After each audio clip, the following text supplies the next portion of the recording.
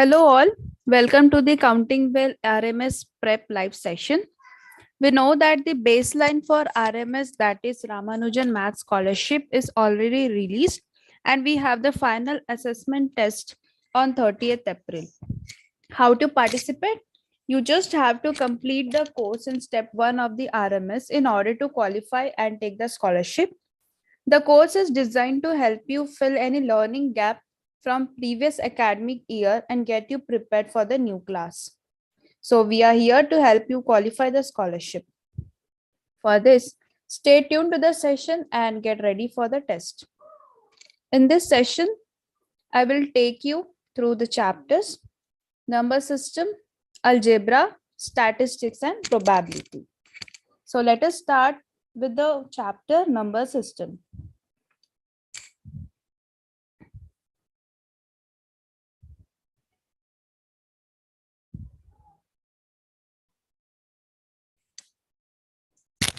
Let us see what is a rational number. Any number in the form of p by q, where p and q are integers and q is non-zero number, is a rational number. For example, we have 3 by 5 minus 2 by 7 minus 1 by 6.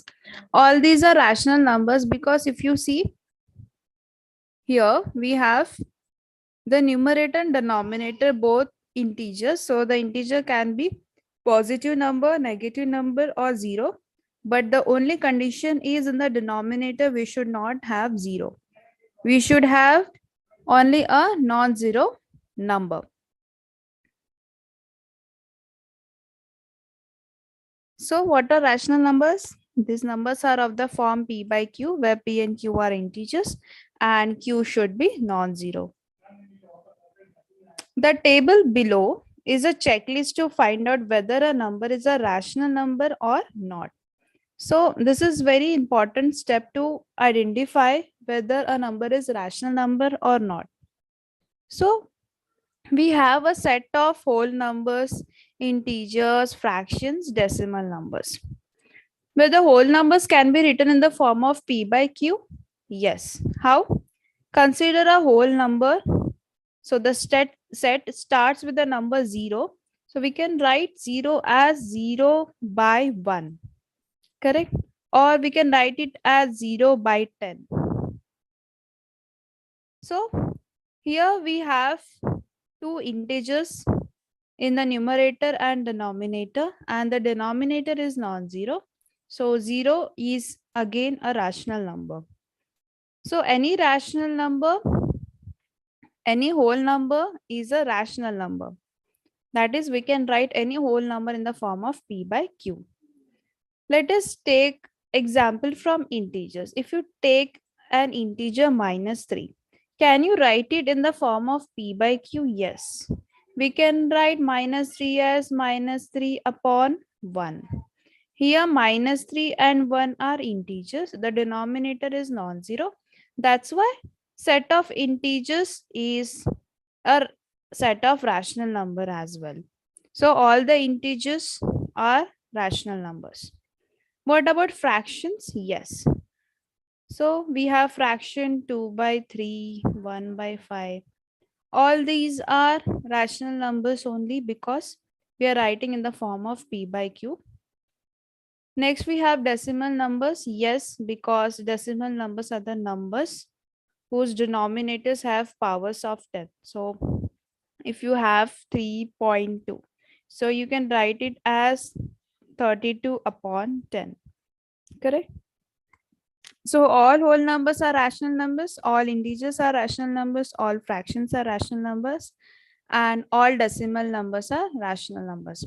Because decimal numbers are special case of fractions. This is because decimal numbers are fractions in which the denominators have powers of 10. Now, let us see the conclusion. As I told, all natural numbers are rational numbers, all whole numbers are rational numbers, all fractions are rational numbers, all integers are rational numbers, as well as 0 is also a rational number. Now let us see how to perform operations with rational number. The reciprocal of a rational number is nothing but obtained by inverting the numerator and denominator. It is also called the multiplicative inverse. So you can deal with problems where you are asked to add reciprocal of a rational number to the rational number given and so on. So in that case, you can use the rules of addition, multiplication, subtraction and division while you are dealing with operations on rational number and its reciprocal. So let us understand these in detail. What is multiplicative inverse? Suppose you have a rational number 1 by 2. So its multiplicative inverse or the reciprocal is obtained by inverting the numerator and denominator. So what we are going to do, we are going to send 2 in the numerator and 1 to the denominator. So 2 is the multiplicative inverse of 1 by 2, or we can say 1 by 2 is the multiplicative inverse of 2.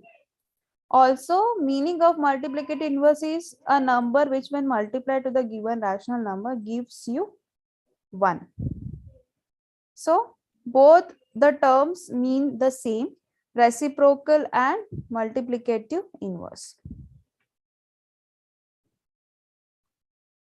Let us see this problem. Let us look at this problem.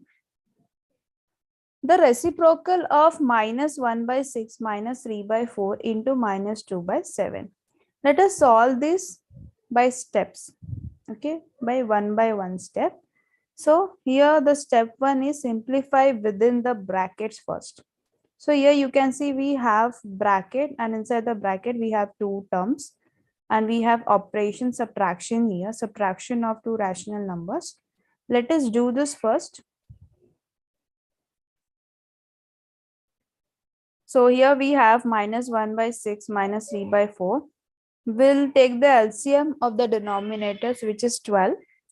So in order to make the numerator and denominator 12, we'll multiply the numerator and denominator by 2. So we have minus 2. Similarly, we do for the second rational number. We have minus 9. So minus 2 minus 9 upon 12. And so we have minus 11 by 12 into minus 2 by 7. Then we are going to simplify this by writing the lowest form of the rational number. So we are cancelling out the common factors. So we have 6 2s are 12 and minus 1 into 2 is minus 2. That's why we get 11 upon 42. Now what we are going to do, we are going to find the reciprocal of the resulting rational number. For this, what we are going to do, we are just going to invert the numerator and denominator. So the reciprocal will be 42 by 11. This is our final answer. Let us move towards our next concept, which is visualizing or finding the strategy to represent the given rational number on the number line. So when we have to represent a rational number line, we have to follow some steps. First step is identifying the numerator and taking the denominator in the account, which will tell you how many equal parts we are dividing the unit on the number line. Then we have to observe the numerator, which will tell us the distance of the rational number from the point 0 on the number line. Then we are going to represent a rational number on the number line, and the number line should have basically 0 in the center with positive rational numbers to the right of 0 and negative rational numbers to the left of 0.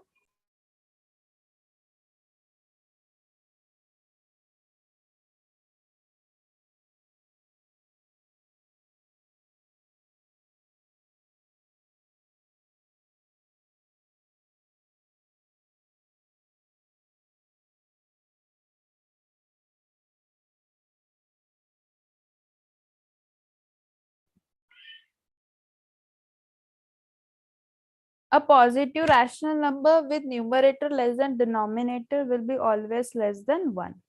So if we have numerator less than denominator, for example, we have 1 by 2. So here the numerator is smaller than denominator, and of course the value is less than 1. Correct? So it will lie where? It will lie to the right side, to the left side of 1, not on the right side, on the number line. So the negative rational numbers with numerator smaller than will be less than 0 but more than 1. This means it will lie between -1 and 0. So I hope this point is understood now. So a negative rational number with numerator smaller than denominator means minus 2 by 3. This will be always less than 0, but it will be more than -1. So it will lie between -1 and 0. Let us see one example. Let us try to represent -11 by 6 on number line. Okay. For this, we have to convert the rational number into a mixed fraction form. So for this, what we are going to do, we are going to divide 11 by 6. So we have 6 ones are 6 and 11 minus 6 is 5. So here we are basically going to write the remainder, and this is nothing but our quotient. So we are writing the given rational number 11 by 6 as 1 5 by 6. 1 5 by 6 is more than 1 but less than 2. So the importance of this step is to understand where this rational number lies, or between which two numbers this rational number lies. So here we can see it is 1 and there is something more than 1. So it will be less than 2, but it will be more than 1. So it lies between 1 and 2. So to locate this on number line, we have to divide each unit on the number line into 6 equal parts. So here you can see between 1 and 2, we have 6 equal parts. 1, 2, 3, 4, 5, 6. Correct? Now, we have some points plotted here on the number line, R, Q, and P. Can you identify which of these points represent 11 by 6? It is P. Why? Because we have moved from 1, 1, 2, 3, 4, 5. We have moved from 1, 5 units. Okay, so here we can see we have moved from 5 units and out of 6 parts. So it will be the point P, which denotes 11 by 6 on the number line. Now let us start off the chapter Algebra. Let us understand what are linear equations. Before this, let us focus on the word equations. Equations are nothing but mathematical statements having equal to sign, with an expression on its left and a number on its right.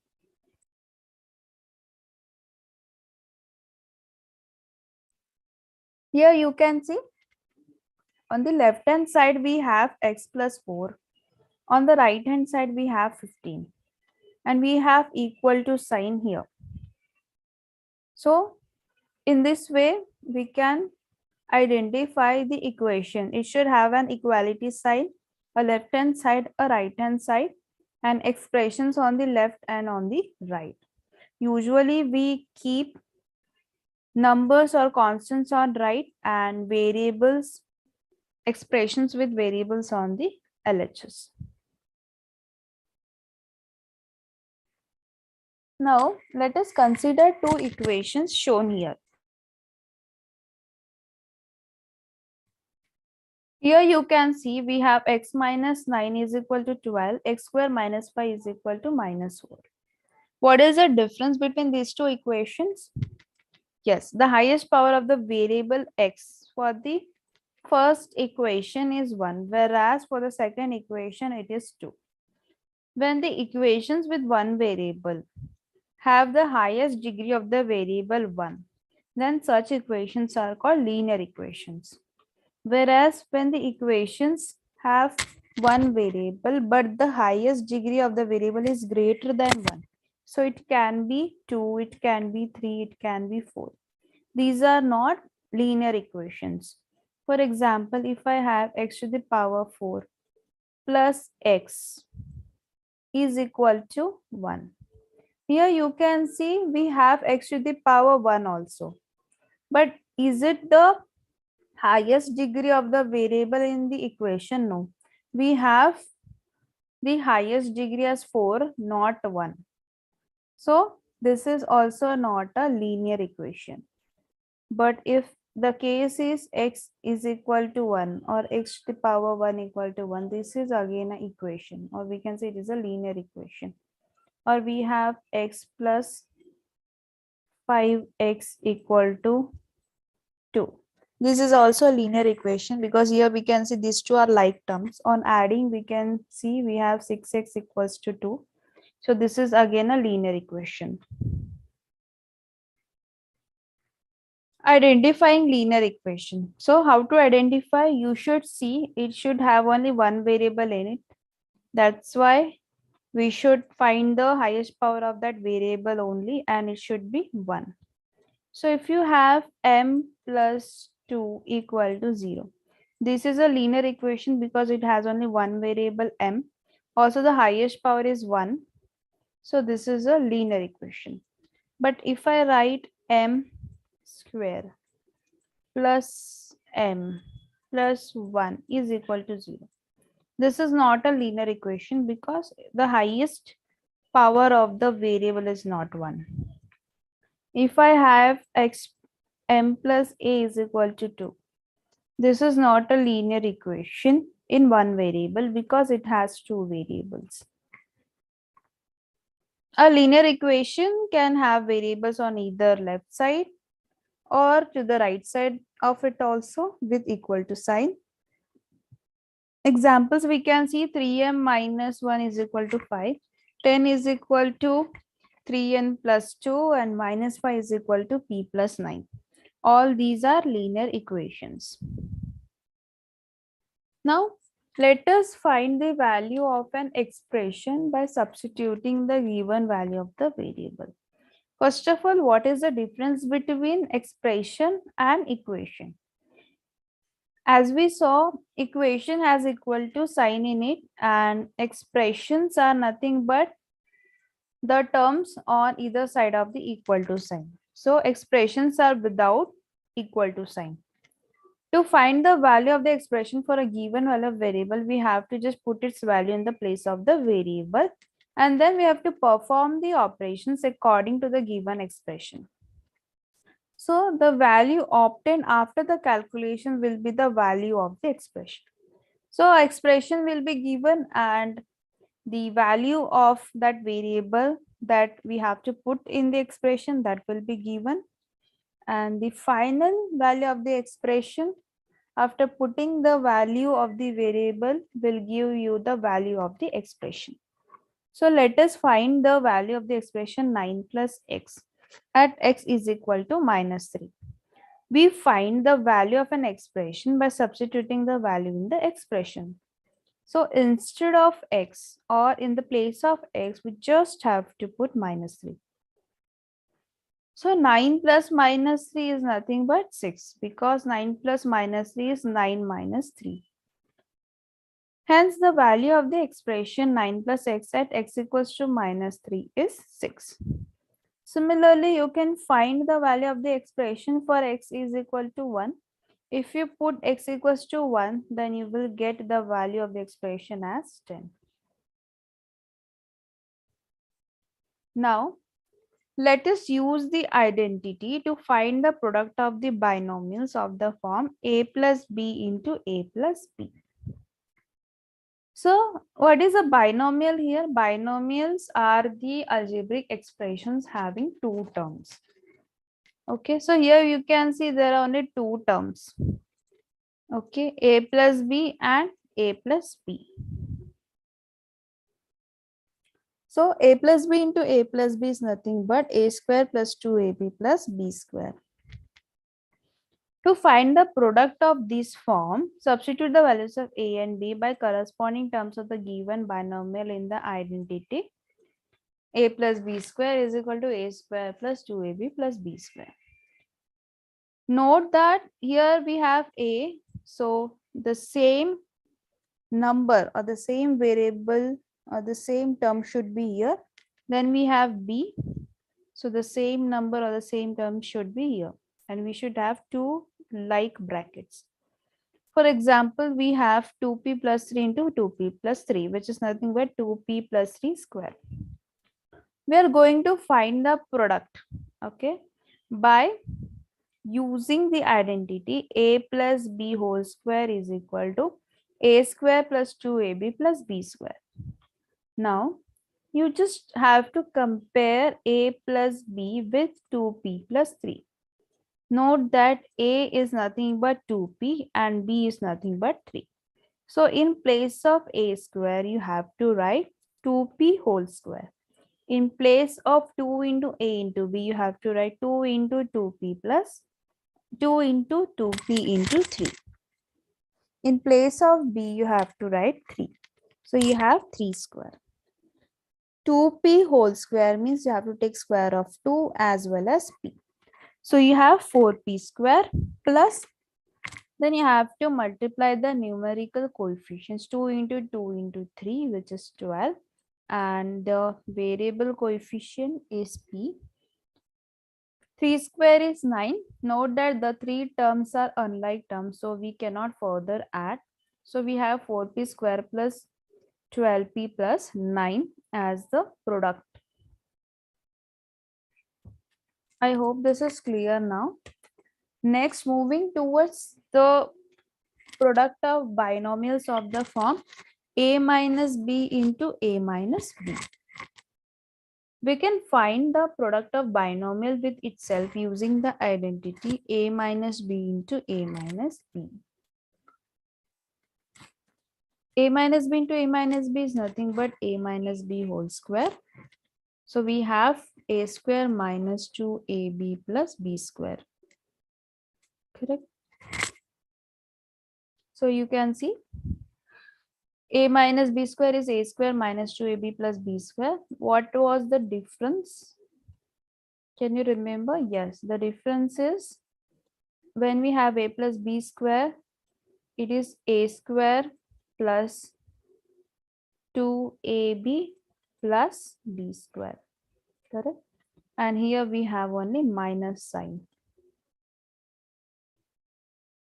To find the product, you just have to use the identity. Now let us see one example. 2x cube minus 5y square, 2x cube minus 5y square. These two and these two terms you can observe they are same, and we have minus sign, or we can say both the brackets are same, so we can write it as the power of 2. Now we have to use the identity. So what is a here? A is 2x cube, b is 5y square. In the place of a square, you have to put 2x cube and take the whole square, minus 2 into 2x cube into 5y square plus 5y square whole square. Take the square of 2, it will be 4. Square of x cube is x to the power 6. How we have done this? It is the power rule of exponents. So when you have something like this, you should multiply the exponents. So you have x to the power 6. Now here you have to multiply the numerical coefficient 2 into 2 into 5, which will be 20. You have to multiply the variables x cube into y square plus 5 square is 25 and y square square is y to the power 4. So this is the product of the given expression or the given binomials of the form a minus b into a minus b.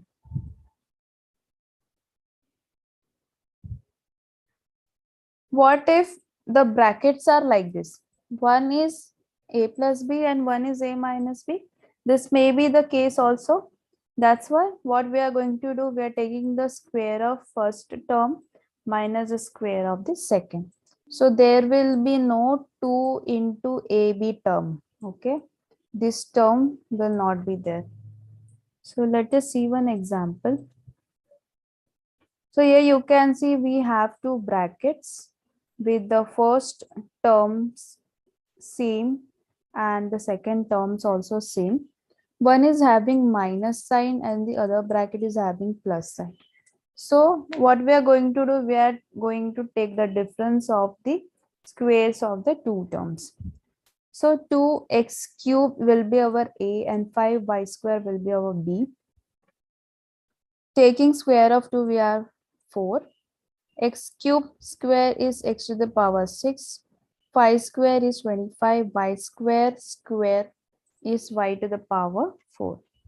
That's why we have 4x to the power 6 minus 25 y to the power 4. Let us see how to find product of binomials of the form x plus a into x plus b. So what is the difference here? In the previous topic, we saw a minus b, a plus b, correct? Here the first terms are equal, also the second terms are equal, or we can say same. But here you observe only the first terms are same, but the second terms of both the brackets are different. So in this case, we are going to do x square plus, we are going to add the two terms which are different in both the brackets and then multiply it with x, and plus we are going to take product of those two terms. Let us see one example to see how this identity works. So here we can see 2p and 2p are same, but the second terms of both the brackets are different.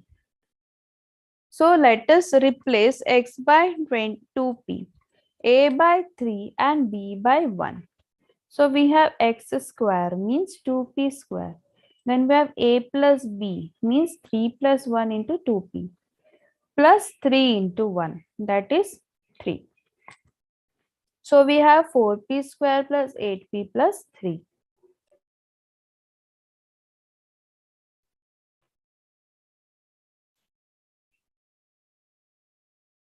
Let us see how to divide a polynomial but by another polynomial. So what are polynomials? Polynomials are algebraic expressions having one or more terms. So the number of terms in the expression can be 2, can be 3, can be 4, 5, etc. So while division, there are some factors which are important, that is to identify the dividend, the divisor. Then we have to write the given polynomial as divisor into quotient plus remainder, correct? So first we have to arrange the terms in descending orders of their degrees. This will be the first step, correct? Also, one important thing is we have to write them in the standard form, means arranging the terms in descending order of the degrees. Then we divide the first term of the dividend by the first term of the divisor. For example, suppose we want to divide polynomial x cube minus 4x square plus 2x minus 3, and it should be divided by x plus 2. So this is a binomial, whereas this is a polynomial, means having terms more than 2 or more than 1.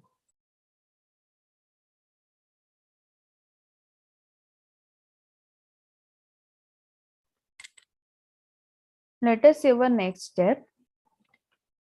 So what we are going to do, we are going to multiply.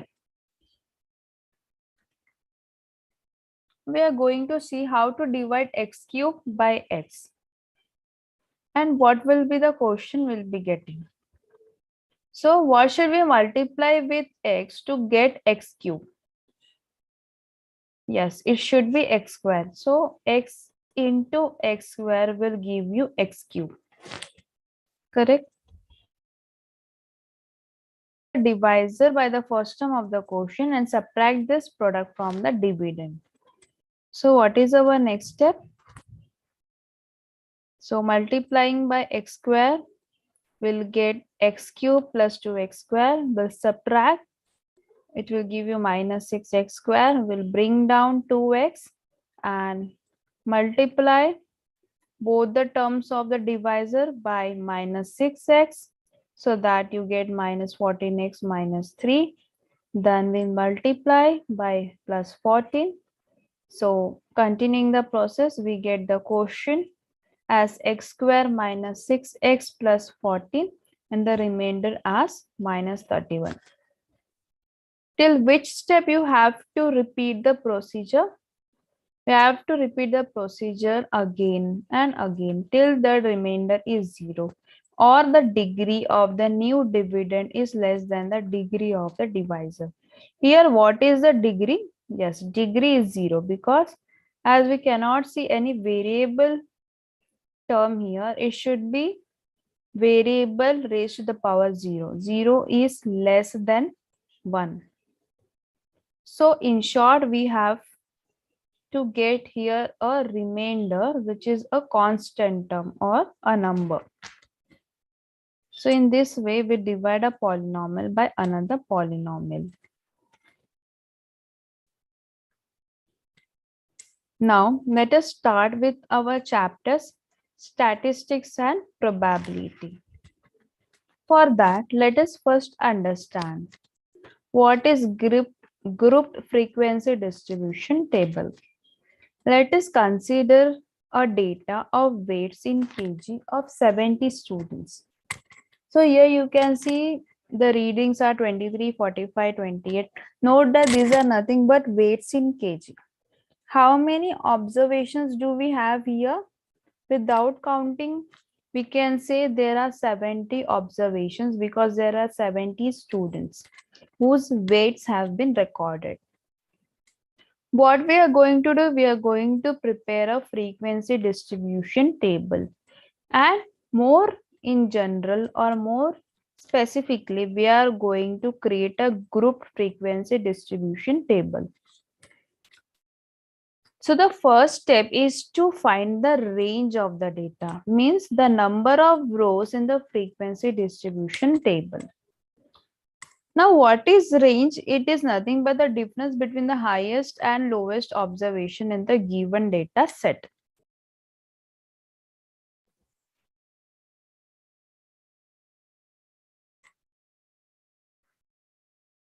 So what is the lowest observation? It is 20 and the highest observation is 61. So you just have to carefully look at the data and find what is the lowest observation. You can see that 20 is the lowest number or the lowest weight recorded, whereas 61 is the highest of the weights recorded. So lowest is 20, highest is 61. So the data ranges from 20 to 61. If we take the difference, we'll get 41. So 41 is a range of the given data set. Now, to prepare frequency distribution table, as I told you, the number of or the range gives you the number of rows. But whether it is possible to make a frequency distribution table with 41 rows? No. It is not convenient and also not an efficient way. So what we are going to do? The number of observations is large, that is we have 670 observations. So we are going to group the given observations and we should start making the classes or the groups from 20 and it should end till 70 or 60 or 61. So we should have the classes 20 to 30, 30 to 40, 40 to 50, 50 to 60 and 60 to 70. Each of these groups are nothing but the class intervals. Now, for the class interval 30 to 40, 30 is nothing but the lower class limit, whereas 40 is called the upper class limit. So, once we have the upper class limit and the lower class limit, we can find the size of the class interval. So what will be the size of the class interval? It is nothing but obtained by subtracting the lower class limit from the upper class limit. So here the size will be 10 because the difference of the lower class and upper class limit is 10. So in this way, we obtain a group frequency distribution table which shows frequencies of various observations or class intervals of the given data. So I hope now group frequency distribution table is clear to all.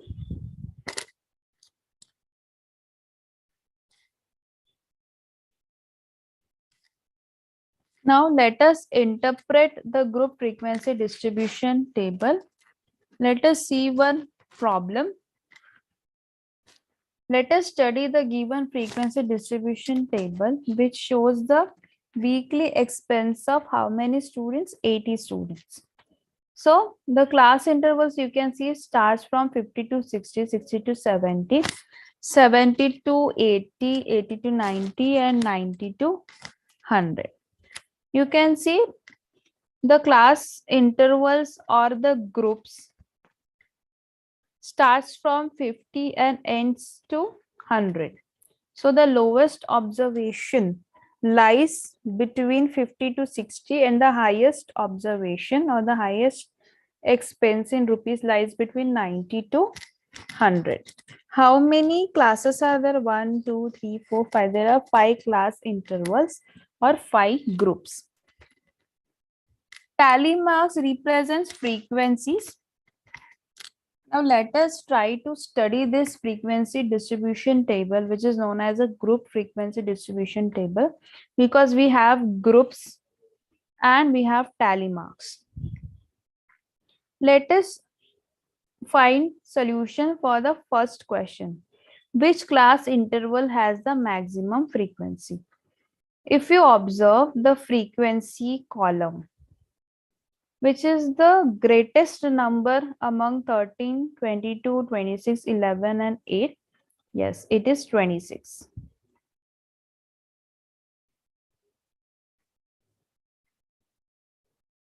So from the frequency distribution table, we can see the data occurring maximum times in the class interval 70 to 80.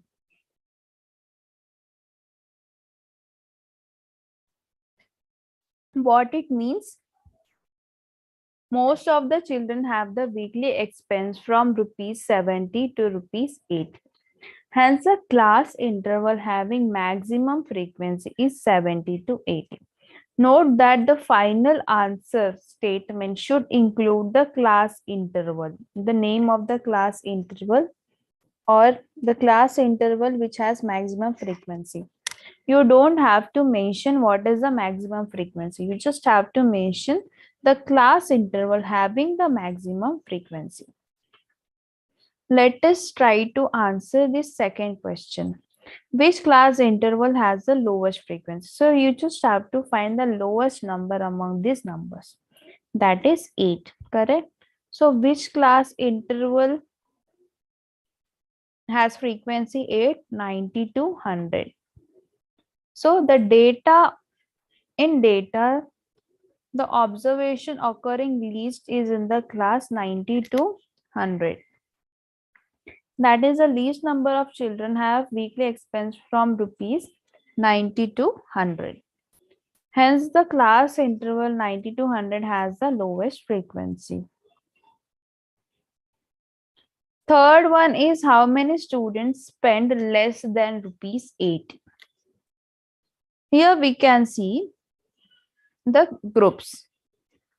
Spending less than rupees 80 means we have to see or we have to look for the observations. with less than 80.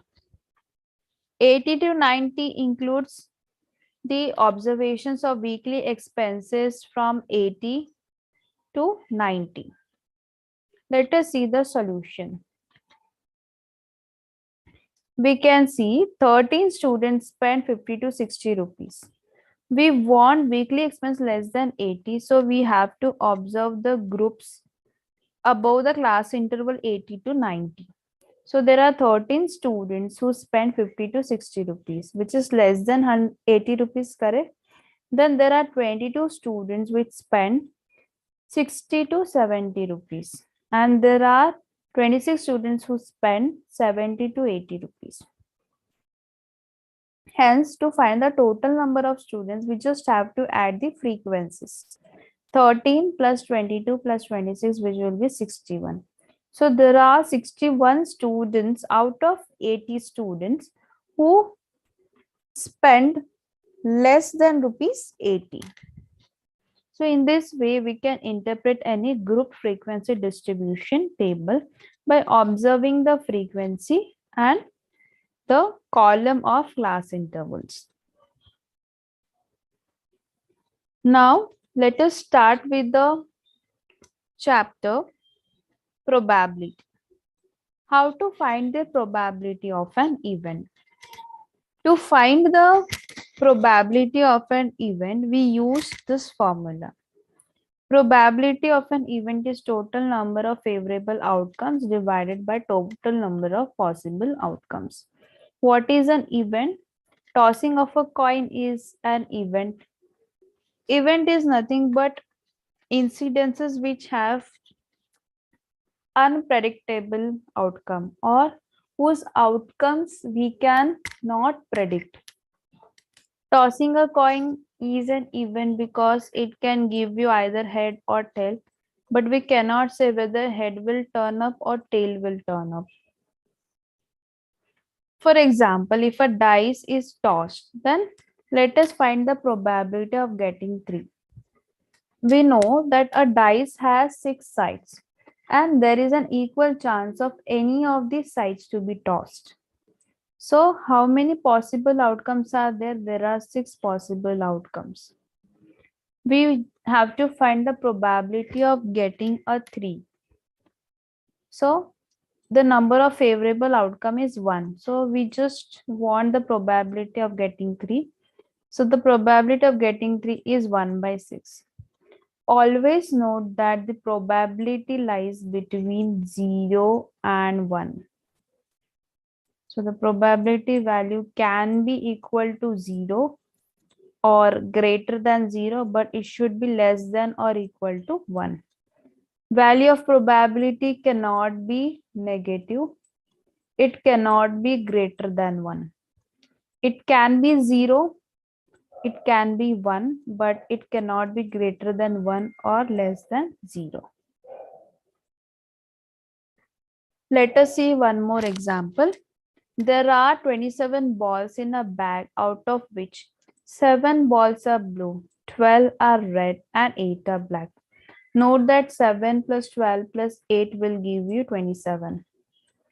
So out of 27 balls, 7 are blue, 12 are red, and 8 are black.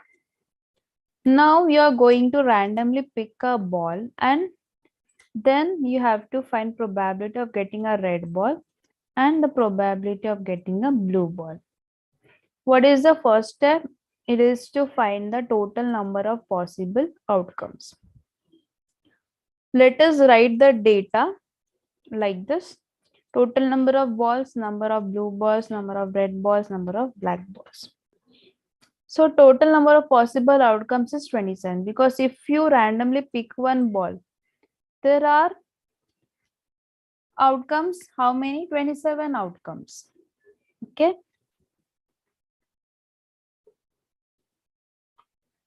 If there are 12 red balls, then the chance of picking you any of the red balls is 12 by 27.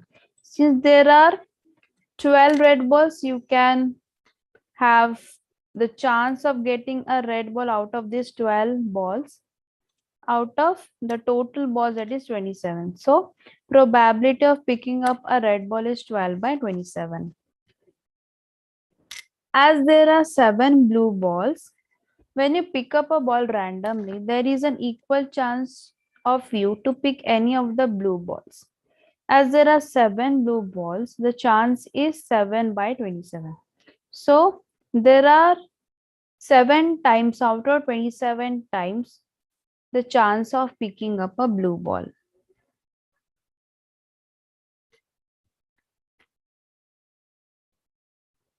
In this way, we have covered almost all the topics from the previous academic year so that you can fill the learning gaps. I hope this session was helpful. After RMS also, if you want to continue to use counting well to keep learning maths, practice and improve your scores and develop good problem solving skills, then you can download the app from the App Store or Play Store. Also, stay connected to our channel Counting Well. We will see you in our next live session on 20th April at 5 p.m. with the chapters Angles and Triangles, Polygons and Circles. And I want to wish you all the best for RMS assessments. Until then, keep learning, keep growing. Thank you.